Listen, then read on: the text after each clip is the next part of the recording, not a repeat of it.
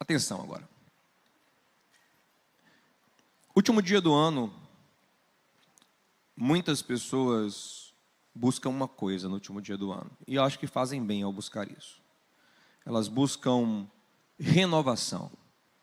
E renovação passa por purificação.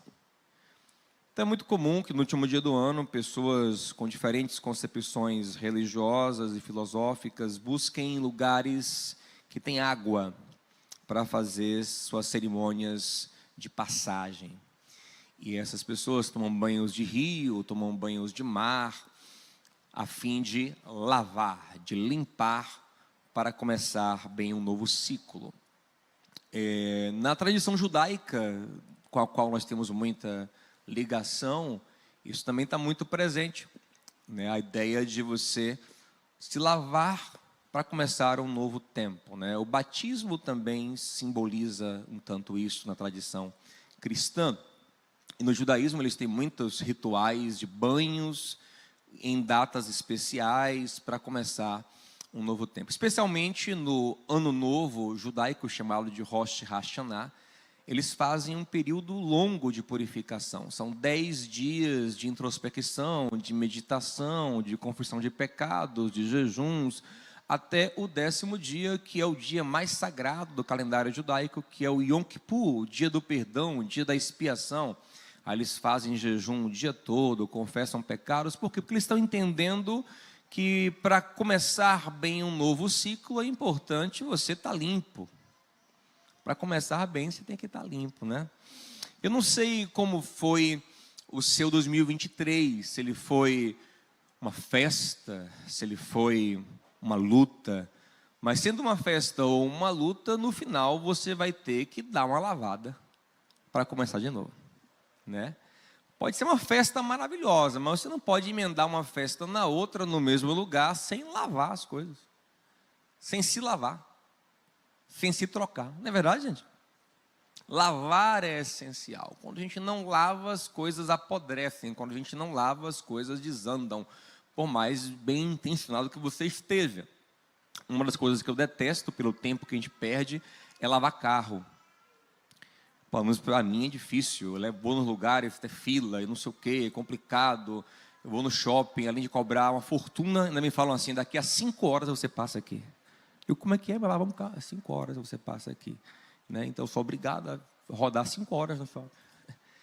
Então assim, mas se você não lava, vai um dia que você está todo limpinho, cheiroso, você senta, no meu caso acontece isso, eu sento no banco e tem uma batata frita embaixo do meu... Por quê? Porque eu tenho 2 crianças lá em casa, né? Para não dizer 3 com eu, mas tem 2. Então, e aí, você tem que lavar. Não dá para a gente viver coisas novas sem lavagens, amém, gente? E eu creio que Deus quer fazer muitas coisas boas na sua vida no ano que vai começar amanhã. Mas toca no seu amigo assim, tem que lavar primeiro. Não tem jeito. Higienizar é um processo fundamental para que coisas novas e boas sejam construídas na nossa vida. E o que a gente vai ver aqui é a lavagem vivida ou pedida por um dos homens mais preciosos da Escritura, na minha concepção, eu admiro muito, que é o rei Davi. Um homem muito precioso, um homem que Deus disse, o coração dele está muito alinhado com o meu coração, um homem que viveu muito cheio do Espírito de Deus, mas que vacilou, como todos nós vacilamos. Por mais cheios de Deus que sejamos, todos nós erramos. Lá em 1 João 1, diz que quem diz que não tem pecado se engana, é um mentiroso, né? Ou ele é muito tolo para achar que não tem pecado, ou ele é muito arrogante para achar que não tem pecado. Mas na verdade todo mundo tem pecado e temos que nos lavar continuamente. Se confessarmos os nossos pecados, Ele é fiel e justo para não só perdoar o pecado, mas para purificar-nos. Quem quer ser lavado pelo Senhor? Para começar fresquinho, 24. Ô glória! E aqui tem um homem, gente boa, de Deus, que vacilou feio. O rei David, gente, estava em casa, num tempo de guerra. Geralmente ele é um guerreiro. Nem todo rei é guerreiro, mas ele era guerreiro brabo. e ele liderava os exércitos na guerra, ele estava lá presente na guerra. Se não estivesse na linha de frente, no mínimo estava por ali na guerra, mas essa guerra ele falou, não estou afim não. E aí não foi, e ficou em casa de férias. E aí o texto fala que de tarde ele levantou da cama. Pensa numa preguiça que estava nesse dia. Levantou depois de meio-dia da cama. Levantou de tarde, ligou a televisão, sessão da tarde, Lagoa Azul, já vi esse filme. De novo, não vou ver de novo, Lagoa Azul. E aí, né, vale a pena ver de novo aquela 4x4, de novo, não vou assistir também isso. E aí ele, ainda passa essas coisas, gente, eu estou brincando aqui, mas não sei nem se existe ainda. 20 anos que eu não vejo Globo. E aí, ele disse, vou dar um rolê no meu terraço, né, no meu rooftop.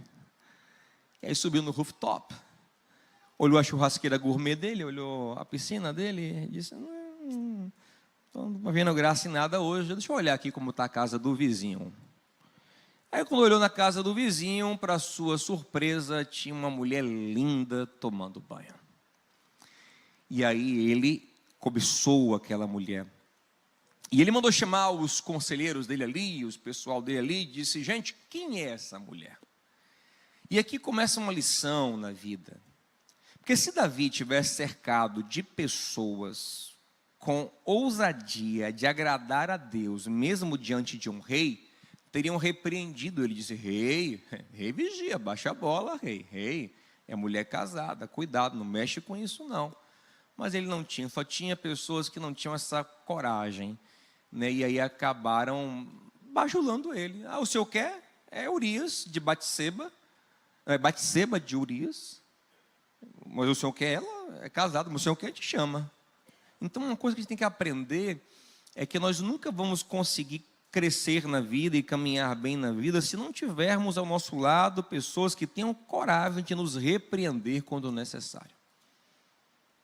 Cuidado, você que não gosta que ninguém te critique, que ninguém te exorte, que ninguém fale nada contra o que você está fazendo, a tendência é que só bajulador te cerque. Tudo que você faz, eles vão aprovar. Só que aí você vai fazer uma bobagem na sua vida, que vai arruinar a sua vida, a sua família, o seu futuro, como arruinou muito a vida de Davi. Davi sofreu muito por isso. E poderia ter sido, não é que é culpa dos outros, é culpa de Davi, mas poderia ter sido evitado se tivesse alguém a dizer, rei, segura aí a onda, rei, com essa aí você não pode mexer não, mas não tinha. Pergunta quem está perto de você assim, você tem alguém assim na sua vida? Você tem alguém que é... Por isso que é bom casar com crente é bom. Lá em casa já temos uma exortadora 24 horas, graças a Deus, ô glória, minha mulher me exorta de manhã até de noite, ô aleluia. Então é bom, casar com crente é uma bênção, porque já tem essa coisa aí, né? Então, eu também exorto ela, né? Falo assim, me exorta não. Né? Então, é importante a gente cercar de pessoas, né, que possam falar ao nosso coração. Davi não tinha, Davi falou, quem é? Batseba, o senhor quer? Quero. Trouxeram. Ele se deitou, teve relação com a mulher e despachou. Depois de uns meses, a guerra rolou, porque guerras duravam anos às vezes. E a guerra rolando lá, ele depois de uns meses, o marido dela na guerra, chega a notícia para ele, rei, a mulher está grávida. Ele disse, eita, agora vão descobrir meu pecado. E aí, quando a gente comete um pecado, a gente tem duas alternativas. Ou a gente lida com isso da maneira certa, que é se arrependendo, que é tratando, que é consertando a coisa de verdade, ou da maneira errada, que é tentando disfarçar o pecado e geralmente cometendo mais pecados para cobrir o pecado. E Davi escolhe essa segunda forma, de cometer mais pecados para cobrir o primeiro pecado. Davi manda uma carta para Joabe, que é o general de guerra dele, para Joabe mandar de volta Urias, o marido de Batseba, com o pretexto de Urias trazer notícias da guerra. Urias vem, obediente, diz ao rei, a guerra está assim, está assada. O rei disse, maravilha, Urias, muito bem, parabéns, agora não volte para a guerra não, vai para casa descansar. Vai e deita com a tua mulher. Ele sugeriu isso de propósito. Descansa, deita com a tua mulher. A ideia era encobrir a gravidez, né? Ou seja, ele achava que o filho era dele. E aí, Urias, para a surpresa de Davi, olha para Davi e fala, rei, é o seguinte, eu não posso ir para casa, descansar, deitar com minha esposa, enquanto meus irmãos estão na guerra lá, meus irmãos soldados, não posso fazer isso. No meio militar tem muita essa coisa, né, dessa honra, né? O meu irmão está lá, eu estou aqui parado, não vou fazer isso. Eu não vou para casa, eu no mínimo vou ficar aqui de guarda na porta da tua casa, o teu palácio aqui servindo, guardando, no mínimo. O rei disse, rapaz, o cara é de rocha. Aí Davi chamou ele, disse, bota tomar um vinho. Aí vinham. Quando Davi sentiu que estava bêbado, Davi disse, agora vai, Urias, vai para casa, dorme com tua mulher. E Davi ficou crente de que ele ia para casa, bêbado, né? Davi dormiu, quando acordou de manhã, está o bebum na porta dele assim, estou aqui, rei, guardando o teu palácio. Davi disse, rapaz, até bebo esse cara é crente. Até bebo, ele é honesto, ele é fiel. O que é que eu vou fazer com esse cara? Não tem jeito. E aí o Davi teve uma ideia macabra. Davi vai pedir ao general dele, Joabe, para colocar Urias no lugar da guerra que certamente Urias seria morto. E sabe por quem Davi manda o bilhete com a sentença de morte? Pelo próprio Urias. Davi sabia tanto que o cara era fiel, que ele sabia que o cara seria incapaz de violar o bilhete, de ler o bilhete. E Urias carrega a sua sentença de morte e entrega a Joabe. Joabe, que não tem muito escrúpulo também, obedece Davi fielmente, coloca Urias no lugar para ele morrer. Urias morre, Joabe manda a notícia, Urias morreu. E aí aquela consternação, Urias morreu e tal, e aí passa os dias de luto, e Davi, que causou tudo, ainda quer sair por cima. Não basta ter causado a tragédia, ainda quer sair bem na fita, e anuncia, gente, porque as viúvas naquele tempo ficavam meio abandonadas, não tinha INSS e tal, a viúva ficava meio desamparada. Aí Davi, para tirar de bonzão, ele disse, eu vou casar com a viúva, tadinha. Nossa. E aí parece que ninguém viu, Davi parece que se deu muito bem nessa trama novelística dele. Parece que ele está de boa, mas tem alguém no céu que sempre vê tudo. Ouça uma coisa. Nós podemos enganar homens, mas nós nunca enganamos a Deus. E é diante de Deus que todos nós vamos prestar contas. Deus não é enganado. E no tempo e na hora certa, Ele visitará cada um de nós e pedirá conta das nossas vidas. E Davi passa ali um ano, ali, como se nada tivesse acontecido. O menino nasce, filho com Batseba nasce. Davi está meio que cauterizado na consciência e meio também que fugindo do seu pecado, bem que ele sofre com o pecado, como a gente vai mostrar daqui a pouco, ele está sofrendo, mas meio que tentando cauterizar a consciência, tentando não pensar muito nisso, até que aparece um profeta diante dele, chamado Natã, e o profeta sabe que se for direto ele pode fugir, então o profeta cria uma história para envolvê-lo e fala assim, rei, aconteceu uma coisa muito grave no teu reino.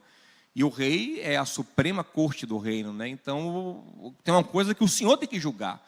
O que aconteceu, Natã? Rapaz, tem um homem rico aqui no teu reino. O cara tem muitas ovelhas. E tem um vizinho pobre que tinha uma única ovelha que era tão preciosa para ele, que ele criava como se fosse uma filha. Dormia na cama dele. O senhor acredita que chegou uns visitantes na casa do rico? Ele quis fazer um churrasco. Em vez de matar uma das ovelhas dele, ele tomou a ovelha do pobre vizinho e matou e fez o churrasco. O rei disse, eu não acredito no negócio desse não. Mas foi, naquilo no teu reino, não acredito no negócio desse não. Esse miserável tem que morrer, Davi disse. E mais, antes de morrer, tem que pagar 4 vezes mais o que ele roubou. Aí Natã falou assim, esse miserável é o Senhor. E o Senhor fez pior ainda. Porque Deus te deu tudo, Deus te deu tudo. Inclusive mulher, você tem um monte de esposa, um monte de concubina. Aí você foi lá e tomou a esposa de Urias e matou o rapaz.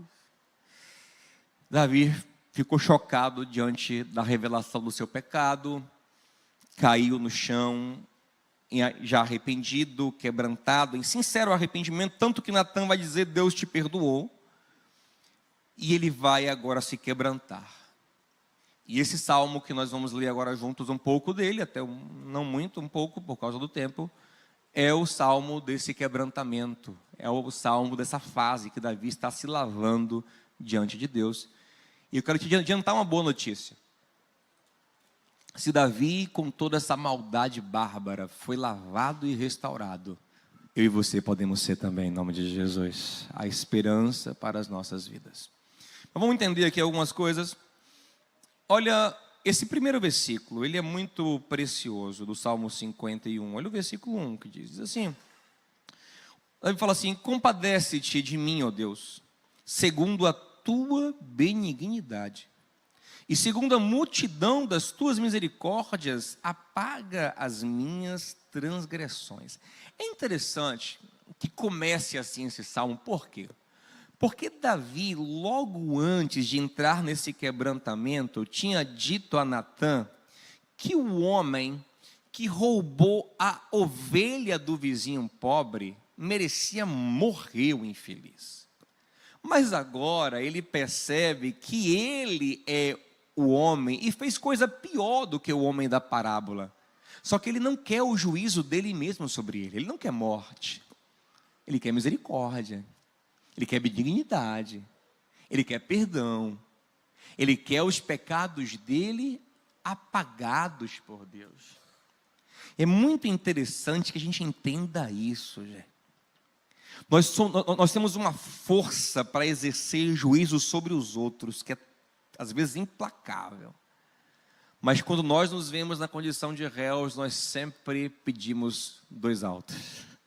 Café com leite. Em mim não, sabe? Por isso que é muito importante que você sempre se coloque no lugar do outro, por mais que você ache que você nunca cometeria aquele pecado. Você talvez não cometeria esse, ou talvez até cometeria, mas comete outros. Todos nós somos carentes de misericórdia. Jesus ensinou que a medida que nós medimos pode ser usada para nos medir, sabia?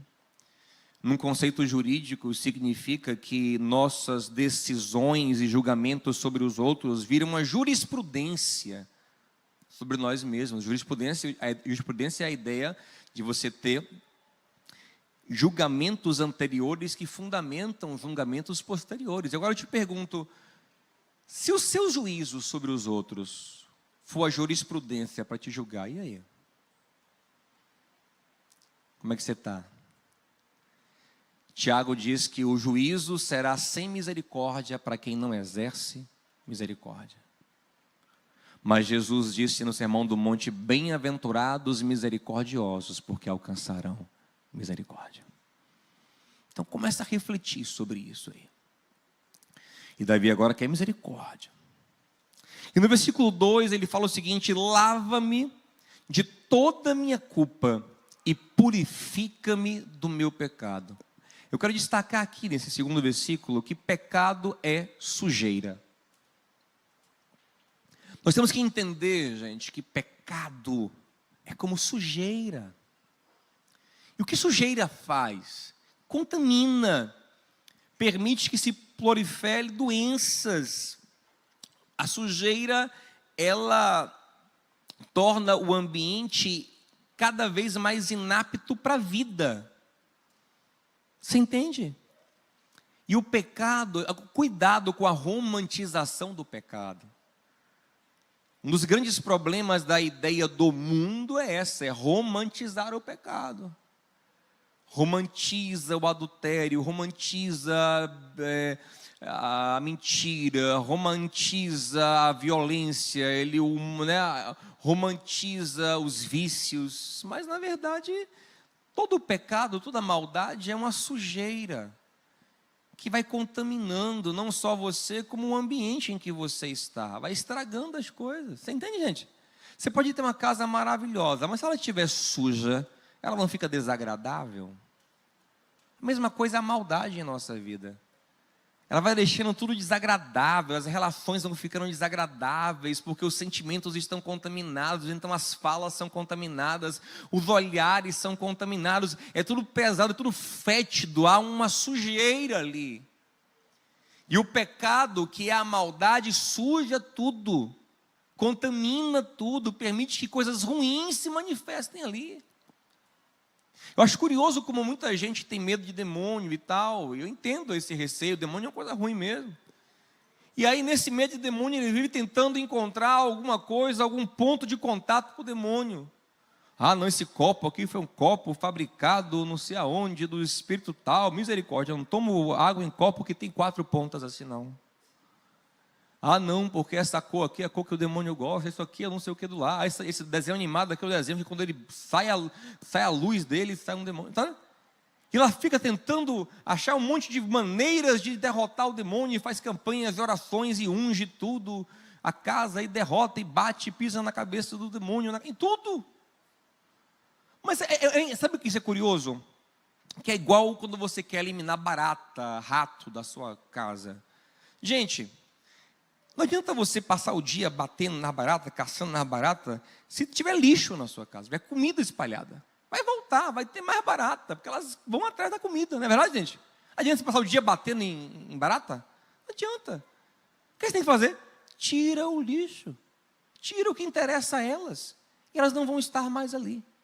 A mesma coisa acontece com os espíritos malignos. Não adianta ficar fazendo declaração, expulsando, quebrando, maldição, fazendo isso e aquilo. O que você tem que fazer é tirar o lixo da sua vida. Porque aí o que interessa ao diabo, que é essa maldade, não vai estar mais presente na sua vida. Ele não vai querer estar lá. Jesus falou assim do diabo, ó, ele nada tem em mim. Que maravilha. Ele nada tem em mim. Ele não tem lugar na minha vida. Ele nada tem em mim.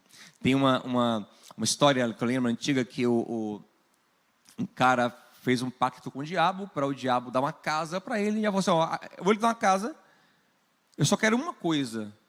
Eu quero ter um pregozinho na sua cozinha, que é meu. O resto da casa é todo sua. Só esse pregozinho lá, que para eu botar alguma coisa minha. E só isso você quer? Não quer um quarto? Não, só quero só um pregozinho. A gente estava fechado.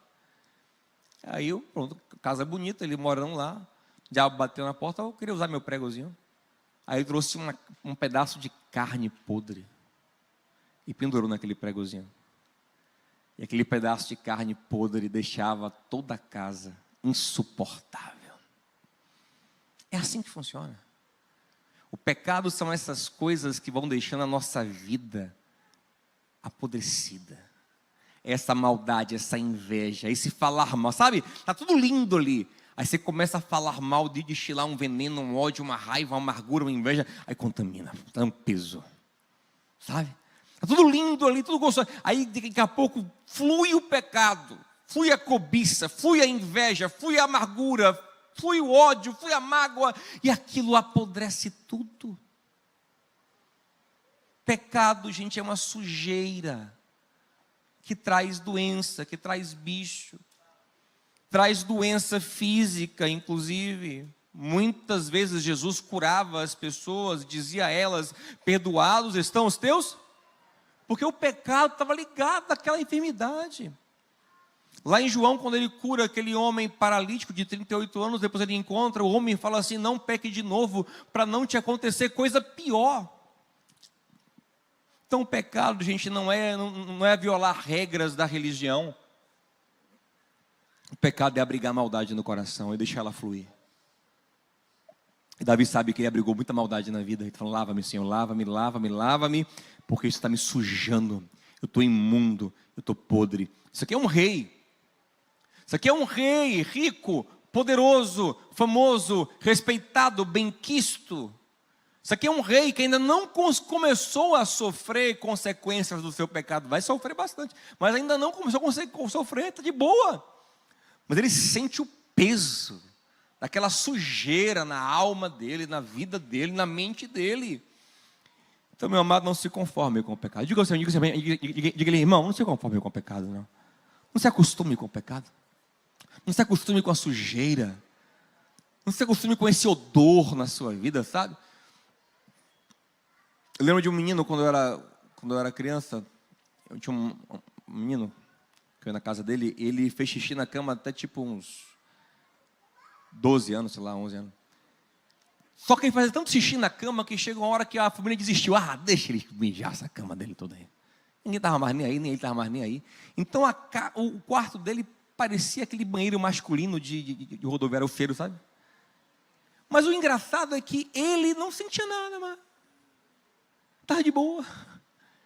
Ele vivia ali naquele grande, sei lá o nome do negócio, de que se urina. Era o quarto dele.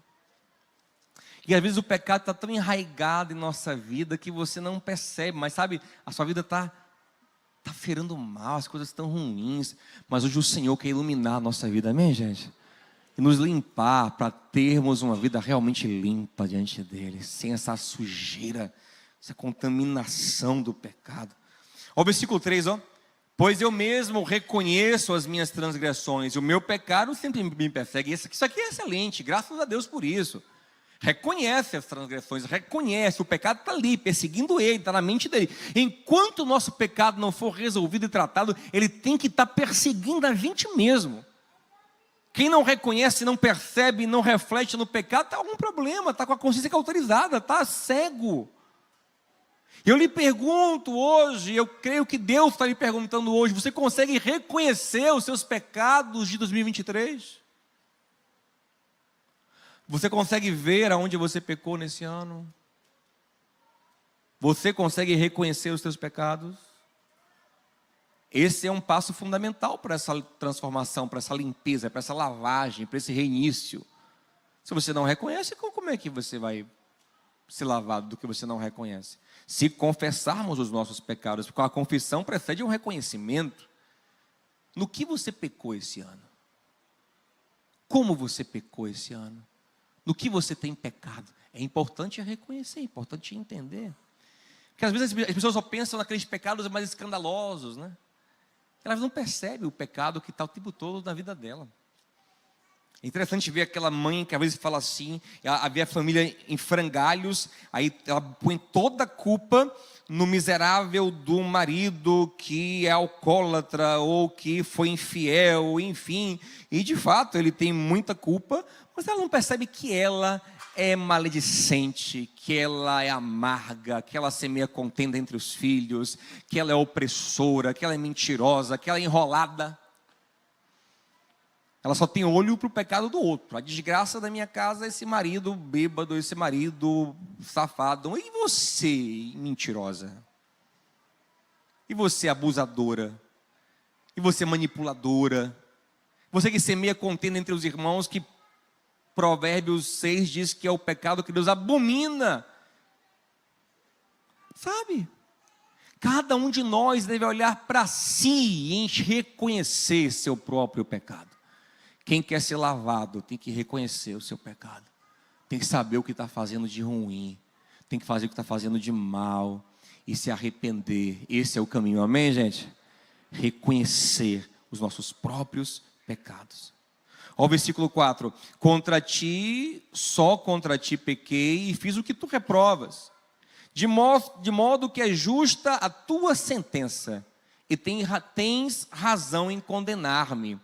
Quando Davi fala, eu pequei contra ti, só contra ti, ele não está ignorando que ele fez mal aos homens. O que ele está dizendo, na verdade, é que todo pecado, no fim, é uma grande rebelião contra Deus. Você entende? A gente tem que entender isso. Porque se a gente for tratar o pecado só na horizontal, nós sempre temos uma justificativa.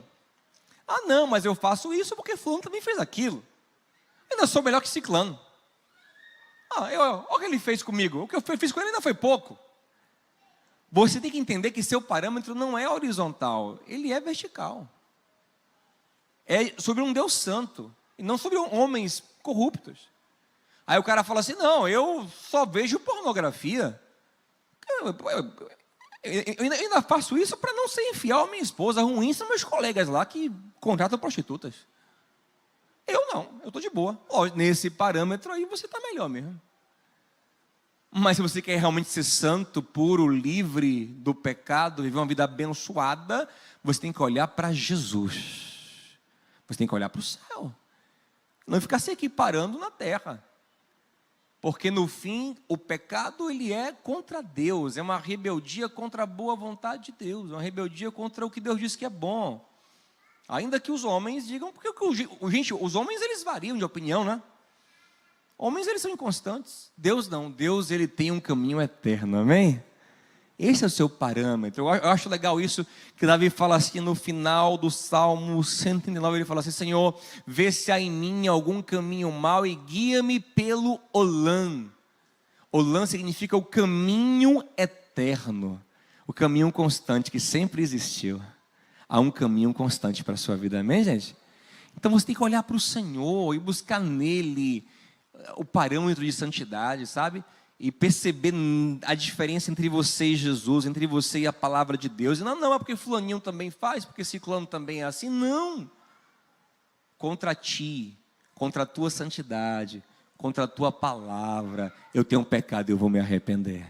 Sempre que eu me comparo com os homens, a tendência é me achar bom às vezes. Mas se eu me comparar com a palavra e com Jesus, que é o modelo ideal, eu sempre vejo o quanto eu preciso me arrepender.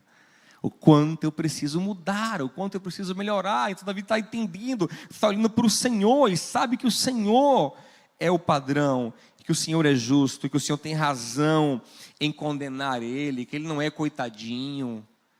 Oh não, tadinho de mim, eu sou vítima da sociedade, eu sou vítima das pessoas ruins. Não, eu sou culpado, eu sou mau, e eu tenho que me ser transformado, ser mudado. O meu pecado não é justificado pelo pecado de ninguém.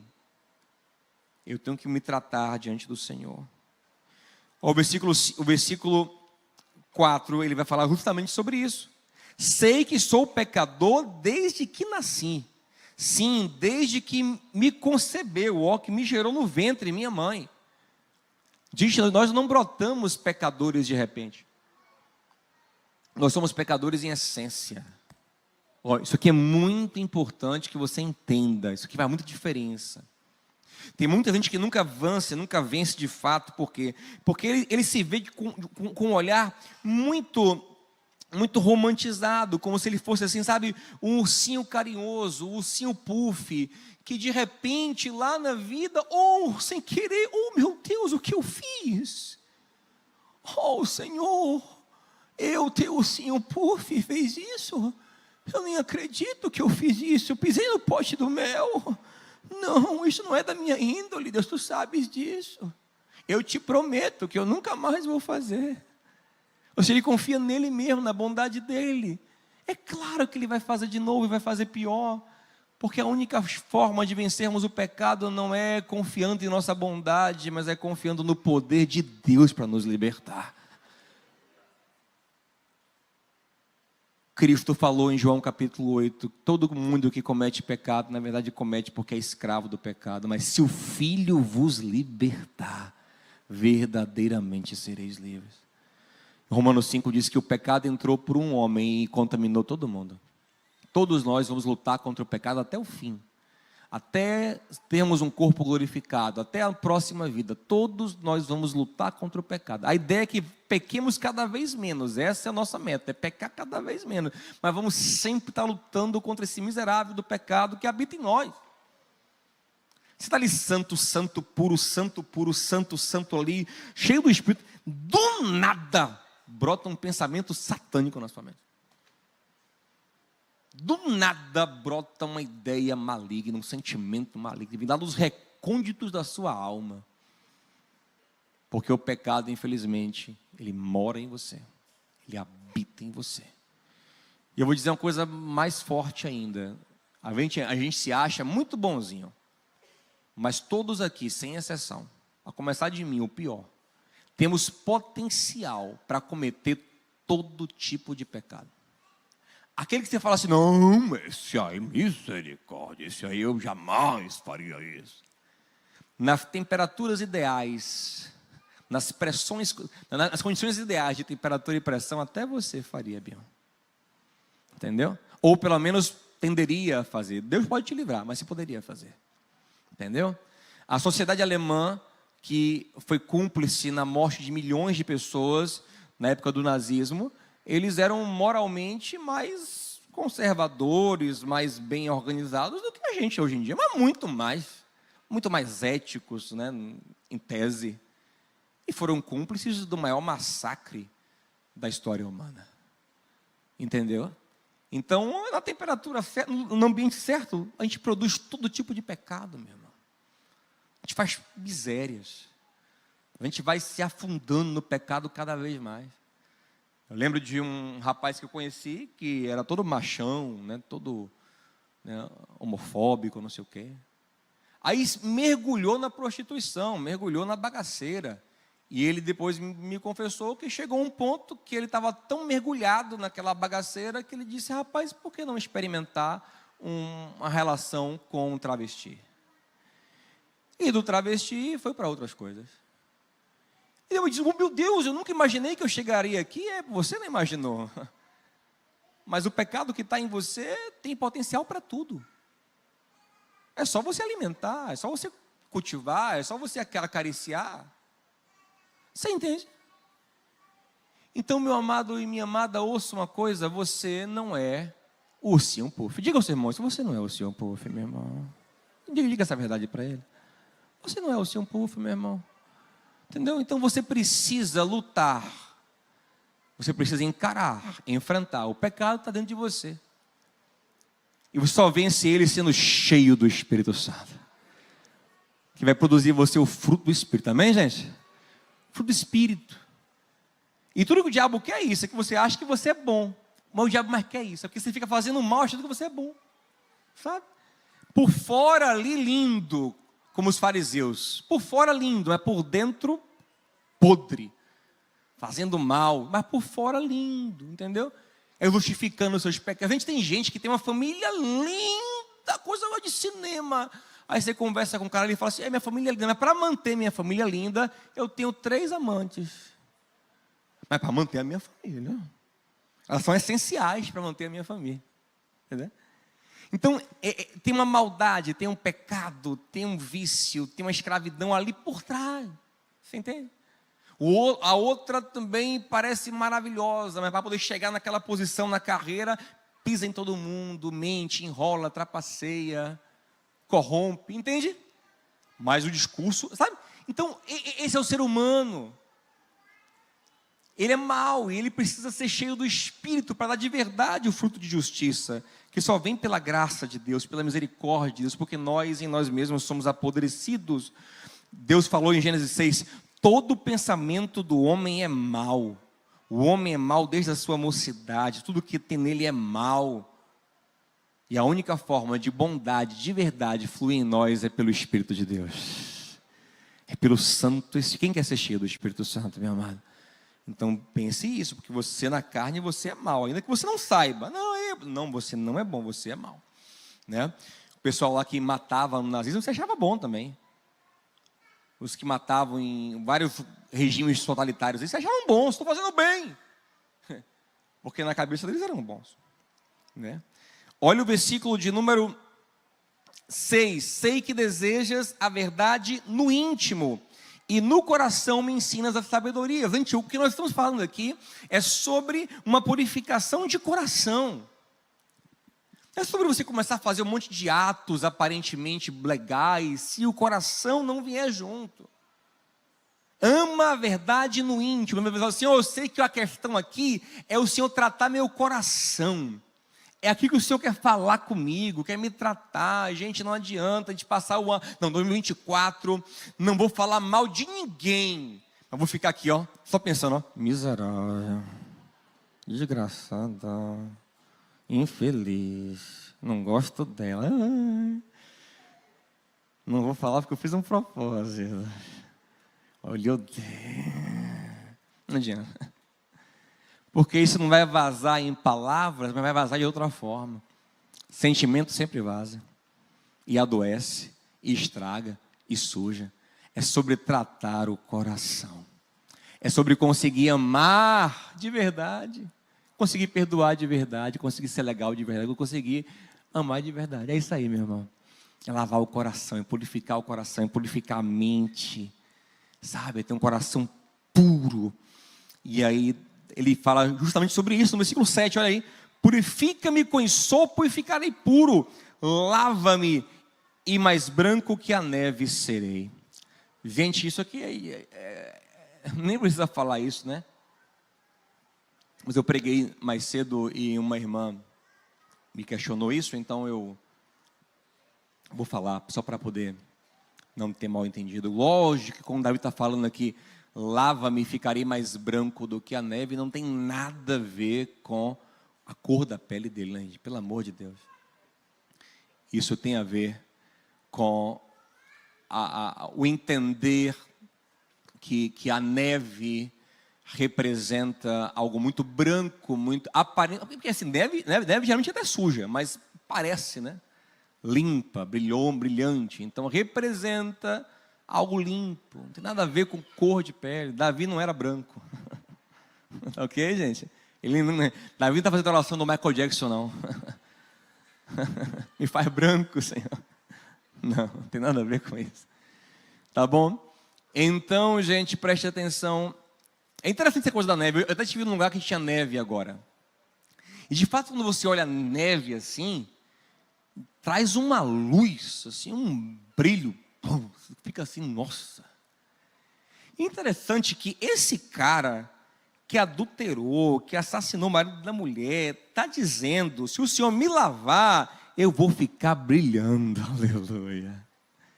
Isso é maravilhoso. Davi sabe que Deus... Interessante, ó, que na lei de Moisés, presta atenção, na lei de Moisés, não tem nada que purifique o pecado de Davi. Tinham sacrifícios para outros pecados, mas para adultério e homicídio não tinha sacrifício. A pessoa tinha que morrer. Mas Davi sabe que ainda que na lei não tenha, em Deus tem uma forma de purificar. Toque em alguém e diga assim: Deus pode te purificar, querido. Não importa o quanto você se afundou, Deus pode te tornar limpo, santo, puro, brilhante, aleluia. Ah, mas pastor, os homens não vão me considerar nunca mais assim, eles sempre lançarão na minha face meu pecado. Isso pouco importa, importa que os olhos do Senhor olharão para você e verão em você um filho redimido pelo sangue de Jesus. Um filho amado, um filho limpo, e é a ele que você vai prestar contas. E Davi sabe que ele pode ser purificado. Ó, o versículo 8: faz-me ouvir de novo júbilo e alegria, e os ossos que esmagaste exultarão. Mais uma vez aqui entra o aspecto psicossomático.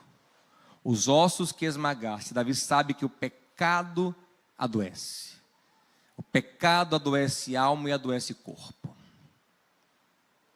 Meu irmão, eu te aconselho: trate suas culpas.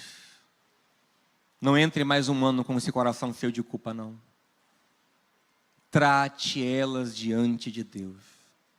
Se confessarmos os nossos pecados, Ele é fiel e justo para nos perdoar os pecados e nos purificar de toda injustiça. Trate. Davi dizia: meus ossos foram esmagados.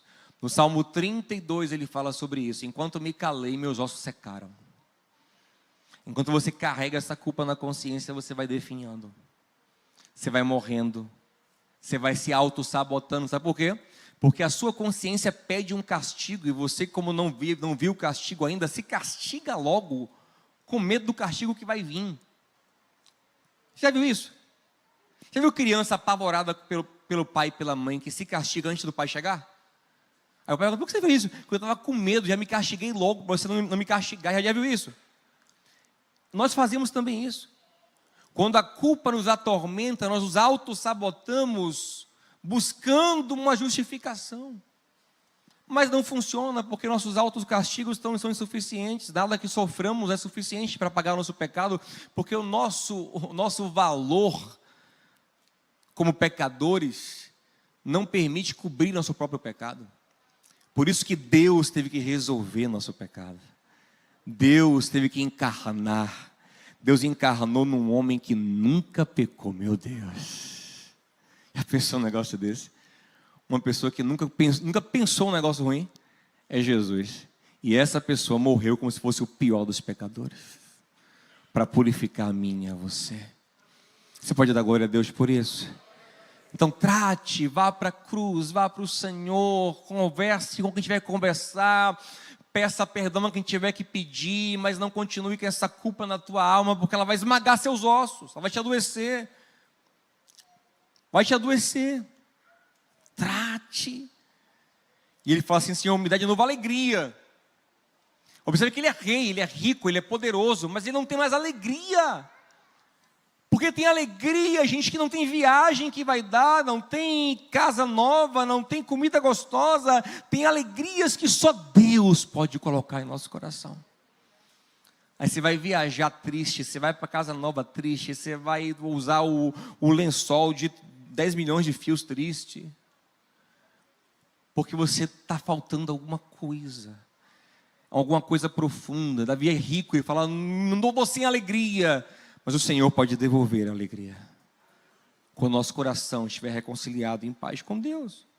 O versículo 9, gente: esconde o rosto dos meus pecados e apaga todas as minhas iniquidades. Ele quer se relacionar com Deus como quem não tem mais pecado, como quem não tem mais vergonha. Isso é uma maravilha. É uma delícia você saber que pode se relacionar com Deus sem ficar pensando: nossa, eu fiz isso, eu fiz aquilo. Não, sim, eu fiz, mas eu fui perdoado. Quem crê no perdão de Deus, gente? Eu fui perdoado. Deus me considera como justo. O justo morreu no meu lugar. E agora, um dos que eu mais gosto nesse salmo, que é o versículo 10. Olha para ele, isso é muito legal. Ele fala assim, ó: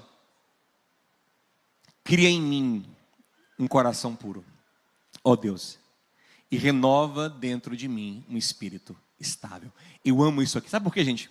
Porque o pecado faz um monte de coisa ruim na nossa vida. O pecado destrói relações, o pecado ele adoece, o pecado traz um monte de coisas ruins. Essa sujeira do pecado, né? Mas a pior coisa que o pecado faz em nós é uma bagunça irreversível em nosso coração. Pecado entrou, você nunca mais é o mesmo. Ouça isso: pecado entrou, você não tem mais como voltar à sua vida antes de cometer o pecado. Ele bagunça. Quanto mais você peca, mais ele bagunça a sua alma. Então, tipo, Adão puro, santo, feliz, pecou, imediatamente, o que acontece com ele, gente? Fica medroso, fica amargo, fica culpado, triste. É interessante você ver como Adão recebe Eva. O elogio é meio esquisito, mas é substancial. Ele fala assim: osso do meu osso, carne da minha carne, aleluia. Do varão foi tirada, será chamada varoa. Eu não gosto, né?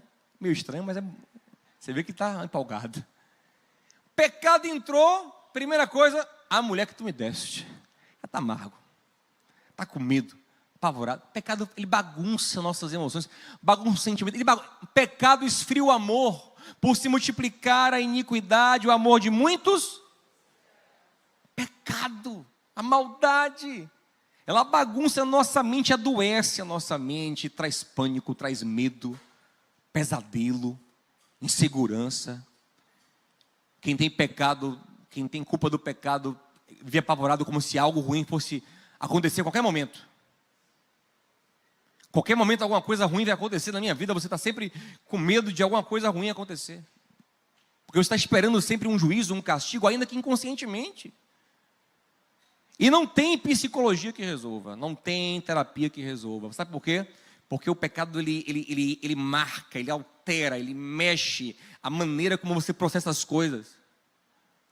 Davi está falando o seguinte: olha, eu não sou mais puro.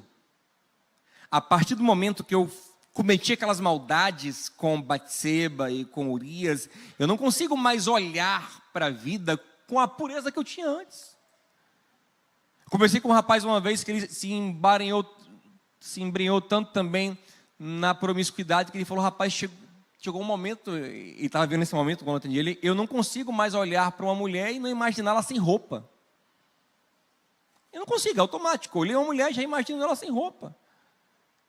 Isso me atormenta, porque eu não queria isso, eu não quero isso, mas não consigo. O pecado mexeu na psique dele, na mente dele, na imaginação dele, no cérebro dele, ele não consegue mais voltar atrás. Não tem remédio. Está lá. Vai acontecer, ele pode estar menos, né, exposto, mais, mas essa formatação está lá. Não tem jeito. Presta atenção. Mas aí Davi fala uma coisa fantástica. Olha o que ele fala aí, gente. O que é que ele fala? Ele fala assim: Senhor, conserta o meu coração. Ele fala isso? Senhor, ele fala cria, aleluia. E cria aí é o hebraico bara. Sabe o que é bara? É trazer a existência. Uma coisa que só Deus pode fazer. Tem outro criar que é o yatsa, que é o reformar. Esse é o bará, é trazer a existência.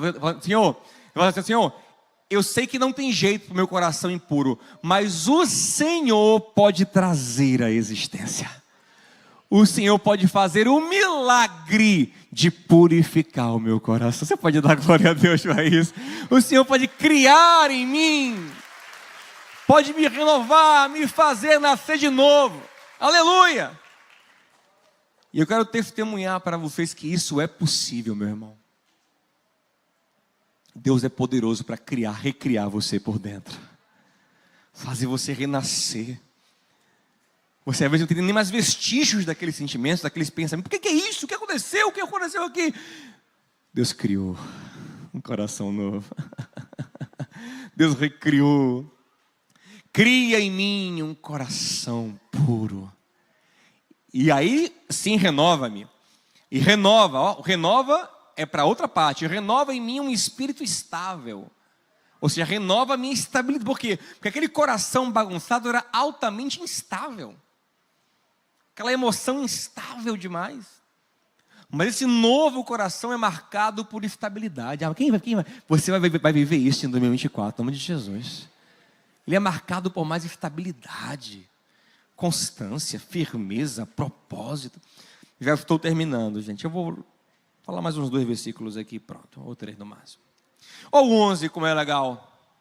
Não me expulses da tua presença, nem retires de mim o teu Santo Espírito. É a única coisa que Davi pede para não perder quando ele faz a confissão do pecado dele. Isso é muito legal, porque Davi tem muita coisa, mas não está preocupado em perder nada. O antecessor dele, Saul, se demonstrou evidentemente preocupado em perder a coroa, em perder o prestígio. Davi não está nem aí. É como quem fala assim: Senhor, o Senhor pode levar tudo. Tem uma coisa que eu não posso perder: a tua presença e o teu Espírito. Oh, meu irmão, tem essa consciência, meu irmão. Que o seu maior desejo seja ser cheio do Espírito Santo de Deus. Tudo mais é reto. Saul tinha coroa, Saul tinha poder, mas Saul não tinha sono para dormir de noite. Saul não tinha paz, Saul era atormentado, Saul tinha um demônio morando dentro dele, gente. Saul morreu mal, se matou, infelizmente. Davi sabe, não, eu posso perder tudo, que eu não posso perder a presença, Senhor. Esse é meu tesouro, é isso que eu mais preciso na vida, é isso que vai dar sabor à minha vida, é o tempero da minha vida, é a tua presença, é a luz do meu caminho, é a tua presença, é a comunhão contigo, Senhor. É isso que eu não posso perder de jeito nenhum. E aí o versículo 12, ele fala assim: torna-me a dar a alegria da tua salvação. Gente, quem de fato está com Deus e caminha com Deus, está bem com Deus, ele tem uma alegria diferente, que é a alegria da salvação. É a alegria de quem se sabe salvo, abraçado, resgatado, acolhido definitivamente. Isso é maravilhoso. Davi, ele continua salvo, mas ele não está encontrando alegria por causa do embaçamento do pecado. E a gente precisa encontrar todos os dias essa alegria de ser salvo. Essa alegria de, rapaz, e de vez em quando eu penso nisso. Pode o mundo todo cair, as coisas podem tudo dar errado. Eu sei que no final o Senhor enxugará dos nossos olhos todas as lágrimas. No final nós ouviremos: entrem benditos do meu Pai. Sabe, no final, e não só no final, hoje já existe uma palavra do Espírito em nosso coração dizendo: você é filho, você é amado, você é querido. Isso é bom demais, gente. Quando tudo parece dar errado, há uma alegria que nos sustenta. Oh, aleluia. A alegria do Espírito Santo, o prazer do pertencimento. Mas você acredita nisso, meu amado? Você não pode virar esse ano sem essa alegria, sem experimentar essa alegria, sem confiar nessa alegria, sem ter esse prazer de pertencer a Deus, de se saber dEle, de confiar no amor dEle, de saber que todas as coisas cooperam juntamente para o bem. Pode estar caindo o mundo, Deus vai dar um jeito daquilo cooperar para o nosso bem, para o nosso crescimento, para o nosso desenvolvimento. É a alegria da salvação. Quem tem a alegria da salvação, a expectativa dele é boa. Como falei, quem se vê culpado, com a expectativa, juízo. Mas quem se vê salvo, com a expectativa, é a de Davi no Salmo 23. Certamente que bondade e misericórdia me seguirão todos os dias. Posso até passar em vale da sombra da morte, mas não vou ter medo, porque o Senhor está comigo. Quem é salvo? Quem é salvo? Você crê que você é salvo? Deixa essa alegria entrar no seu coração hoje, salvo, salva. Você é aquele por quem Jesus morreu na cruz. E aquele que nos deu o Filho, nos dará com Ele tudo.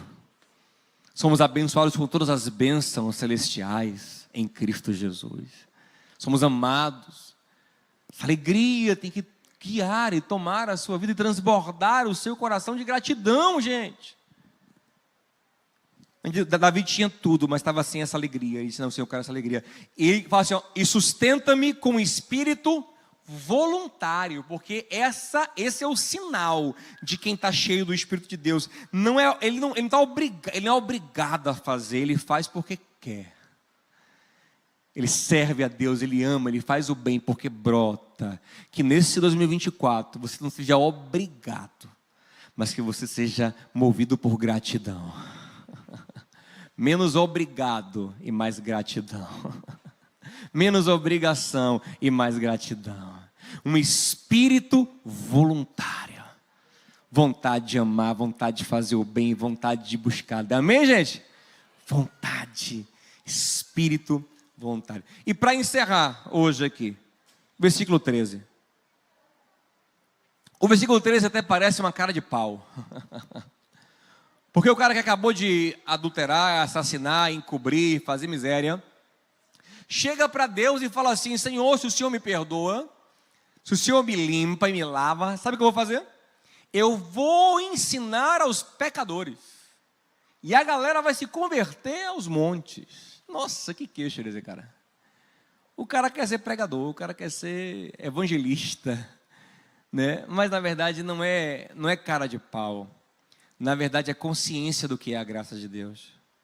A graça de Deus, ela é tão maravilhosa que quando ela te lava, ela te habilita a ser uma imagem de Cristo na terra. Sabe? Não é pelo seu mérito, é pelo que Deus faz na sua vida. Ela te habilita a testemunhar do amor de Deus. E é natural que a pessoa que encontrou esse amor de verdade, gente, ela queira testemunhar desse amor. Ela queira falar desse amor. Ela queira acolher outros. É estranho quando você não quer. Mas quando você está cheio desse amor, não como... agora, lógico, não é? O cara de pau é aquele religioso, hipócrita que se acha superior. Agora eu estou salvo, hein? Agora eu estou preocupado com meus parentes que vão para o inferno. Já chega no Natal assim, ó. Misericórdia. Esse Papai Noel aí, misericórdia. Gente... Mas abriu o olho, hein? O inferno é vermelho também, viu? Igual esse Papai Noel. Ele já chega assim, sabe? Julgando todo. Não. É outra coisa. Esse pecador que foi resgatado, ele chega assim, gente, eu era o pior, eu pequei muito, eu estava amargurado, estava triste, estava arrebentado, mas Deus me amou. E esse amor também pode chegar em você. Você fala desse amor, você fala do que Deus fez na sua vida, e você propaga, e aí pecadores, como você também foi, começam a se converter. Você crê nisso, meu amado? Assim vai ser esse 2023. Deus vai te usar como instrumento para resgatar, e para muita gente vir para Ele. Porque você vai transbordar essa alegria, essa gratidão, esse amor. Você crê nisso? Vamos ficar em pé juntos em nome de Jesus? Eu te convido. Assim vai ser 2024, né? 23 agora já só tem mais algumas horas, né? Assim vai ser 24. você vai, em nome de Jesus, ser um canal e um instrumento de Deus para alcançar outras pessoas com esse amor. Ele fala assim: se eu me transformar, Senhor, eu vou te servir, eu vou revelar esse amor, e vou acolher outras pessoas, e vou buscar esses pecadores. Tem uma música do grupo Logos que se chama Portas Abertas. Não sei quem conhece essa música. A mesma casa tem portas abertas, pessoas certas. Tem uma parte da música, essa música ela fala do filho pródigo, né? Tem uma parte da música que não está na Bíblia, mas o compositor, ele imagina essa cena, e eu acho legal, que o filho pródigo, agora restaurado, ele chega para o pai e fala assim: Pai, só lamento que onde passei via muitos filhos sem rumo e carentes de amor, que o Senhor lhes dê a mão, lhes mostre de novo o caminho. Ou seja, ele restaurado, a primeira coisa que ele pensa é que tem mais gente para ser resgatada. E esse sentimento vai encher o coração daqueles que são restaurados por Deus. A vontade não de ir lá e mostrar ao outro que ele é inferior a você. Gente, pelo amor de Deus, para de usar o evangelho, o seu conhecimento bíblico, o seu engajamento em igreja ou qualquer outra coisa como mais um instrumento de disputa de ego. Agora, nisso aqui, pelo menos eu ganho dele. Ele pode ser melhor, tem gente que é assim, né? Ele pode ser melhor do que tudo em eu, mas ele vai para o inferno. Para com isso, não é sobre isso, não é sobre se sentir melhor que o outro, não. Não é sobre se sentir mais santo, não. O sentimento que nós temos que ter é de: meu Deus, eu quero que eles conheçam esse amor. Sabe qual é o sentimento genuíno de quem entendeu o evangelho? É como daquela pessoa que comeu num restaurante maravilhoso e fala: rapaz, eu tenho que contar para todo mundo que comida boa é essa. Com uma pessoa que fez uma viagem incrível e quer que todo mundo faça. Com uma pessoa que comprou um lençol maravilhoso e quer que todo mundo tenha. Sabe? Agora, o sentimento errado é daquele que tem, e fica até meio com raivinha quando o outro se converte também. Não? Se converteu, foi? Nem acredito. Tem que ver se é verdade. Porque no fundo o evangelho para ele é só uma maneira de se destacar. Às vezes não conseguiu outra coisa, é que quer se destacar na religião. É na religião que eu vou mostrar meu valor. Não, meu amado. Seu valor é demonstrado por Deus, tendo Jesus morrido na cruz por você. É aí que está o seu valor. É nesse amor que te encontrou, esse amor que te valoriza, esse amor que te preenche. E a grandeza desse amor é transbordar na sua vida, amém? Mas esse já é o segundo estágio. Deixar ele um pouquinho de lado agora e pensar primeiro na lavagem necessária. Vamos encerrar o culto pensando nisso. Davi, gente, foi restaurado. Esse adúltero, homicida, miserável, foi restaurado. De tal forma que Deus depois tinha outros reis, né? Vieram reis, filhos de Davi. Deus olhava para os reis e não via ninguém como Davi. Em outras palavras, Deus dizia assim: que saudade de Davi. Porque Davi foi restaurado. E voltou a ser amigo de Deus, íntimo de Deus. Uma bênção na terra, apesar de ter sofrido consequências do seu pecado. Deus pode nos restaurar. Deus pode. Você não está aqui para Deus te livrar de todos os problemas que o pecado causou. Não é sobre isso. É sobre se harmonizar com Deus de novo. O que vier veio. Deus é justo, amém, gente? Mas o importante é que agora eu estou em paz com o Senhor. Agora eu vou lidar com a vida, com a verdade, diante de Deus. Vou mudar de vida. Não é sobre escapar de uma condenação. É sobre receber sim perdão, porque Cristo foi condenado por mim, por você, mas mais do que isso, é sobre ter uma nova vida. Tem um filme que eu recomendo para vocês que é O Voo com Denzel Washington. Mas eu vou ter que dar o spoiler agora, infelizmente.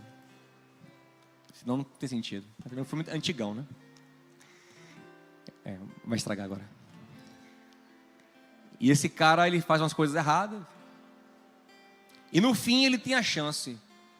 Se ele mentisse, ele escapava de toda punição. Punição pesada. Punição pesada. Mas se ele fala a verdade, ele arca com as consequências. Mas tem a chance de ser livre.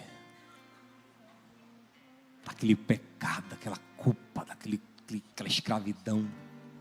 Você entende? Em Cristo tem duas coisas para você. Tem sim, porque você não vai ser punido exatamente pelo seu pecado. Olha que maravilha, porque Cristo foi punido por você. Mas a gente arca com consequências do pecado. Mas a melhor coisa não é só não ser punido. Não ser punido é maravilhoso, mas o melhor é a possibilidade de ser acolhido. Porque Deus poderia perdoar a gente e nos mandar, perdoa, mas você lá e eu cá. Mas ele diz, não, você está perdoado e você é meu filho amado agora. Vem para cá, vem andar comigo, vem ter paz, vem ter alegria, vem ter uma nova vida, amém, gente? Mas para isso nós temos que reconhecer nossos pecados. Se confessarmos os nossos pecados. Se dissermos que não temos pecados, somos mentirosos e enganamos a nós mesmos.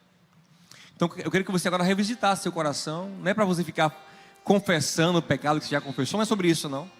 Mas aquilo que você sabe que ainda não tratou desse ano, que ainda está errando, com humildade diante do Senhor agora, feche o seu olho e comece a falar com Ele nesse finalzinho agora. Comece a tratar enquanto cantamos essa canção. Encerre o culto assim hoje, essa lavagem do Senhor.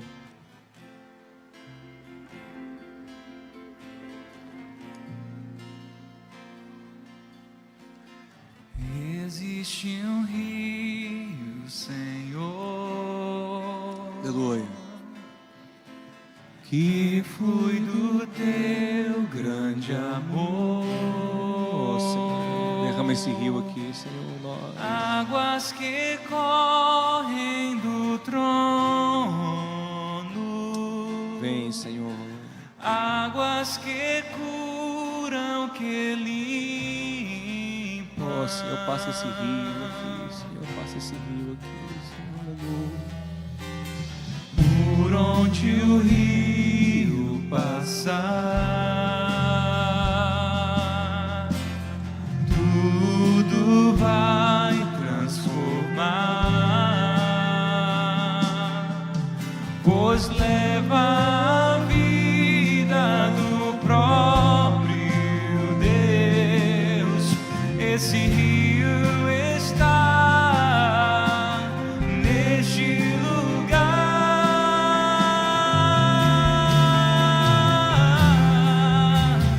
Quero beber do teu rio, Senhor. Sacia minha sede, lava o meu interior. Lava, Senhor. Eu quero fluir em tuas águas. Oh, eu preciso. Eu quero beber da tua fonte, fonte de águas vivas. Queremos beber. Eu quero beber do teu rio, Senhor. Sacia minha sede, lava o meu interior. Eu quero fluir em tuas águas. Eu quero beber da tua fonte, fonte de águas vivas. Queremos, Senhor. Tu és a fonte, Senhor. Nós vamos orar, mas preste atenção. Hoje à noite vai acontecer um fenômeno que acontece todos os anos em várias igrejas. Aparecem para o culto da virada pessoas que não apareceram na igreja dia nenhum do ano. Elas são bem-vindas. Bom que elas venham. O único problema que eu penso que precisa ser trabalhado na visão de alguma dessas pessoas é que elas pensam o seguinte: rapaz, eu vou na igreja dar uma purificada, dar uma lavada, para poder pecar em paz no próximo ano. É tipo assim, é para não juntar os pecados desse com o do próximo, entendeu? Para não dar uma sobrecarregada, eu dou uma lavada e aí tô zero para pecar mais. Mas aí eles não vivem a transformação, você entende? Então a ideia não é se lavar porque está muito cheio. A ideia é se arrepender profundamente, para viver um ano muito melhor do que esse. Amém, gente? Um ano muito mais cheio da vida de Deus em nós. Amém? Vamos orar pedindo isso. Senhor, eu quero viver um ano melhor. Me perdoa, me santifica, me lava. Comece a orar pedindo isso. Diga: quero beber do teu rio, Senhor. Sacia minha sede, lava o meu interior. Eu quero fluir em tuas águas. Ah, Senhor, eu quero beber da tua fonte de águas vivas. Aleluia, eu quero a fonte em mim.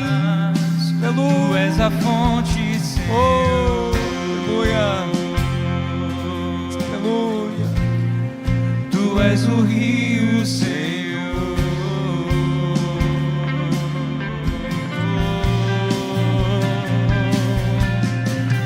Por onde o rio passar. Ele está passando agora na sua vida, no seu coração. Receba. Ele está passando agora na sua alma. Receba essa água de Deus. Pois leva a vida do próprio Deus. Esse rio está neste lugar.